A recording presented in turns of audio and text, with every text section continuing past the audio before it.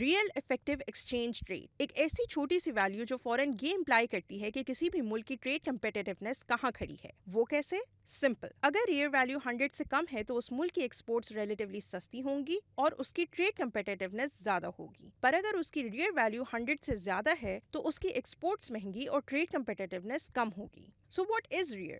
Basically, ایک ملک کی currency کا weighted average compared to a basket of currencies of its major trading partners adjusted for inflation. اس کو نکالنے کا سمپل فارمولا ہے. Why are we even getting into this? کیونکہ پاکستان کی ریئر ویلیو پچھلے 4 مہینے سے 100 سے اوپر رہی ہے. جون میں پاکستان کی ریئر ویلیو تھی 96.61, a 21 month low. جبکہ اکتوبر میں یہ تقریباً 104 تک پہنچ چکی ہے, a difference of 7.7%. نارملی اس کا سیدھا سیدھا مطلب یہ ہوتا ہے کہ پاکستانی روپی پہلے سے زیادہ اسٹرانگ ہو گیا ہے اور اوور ویلیوڈ ہے. پر because it's Pakistan, it's not as simple. Remember how rear is adjusted for inflation? Yeah, that was the key bit. کیونکہ جون سے اکتوبر کے دوران پاکستانی روپی کی ویلیو میں صرف 1% کا اضافہ ہوا ہے. یعنی ریئر ویلیو محض اپریسیشن کی وجہ سے اوپر نہیں گئی. And data backs this up. کیونکہ in the same period inflation was rising.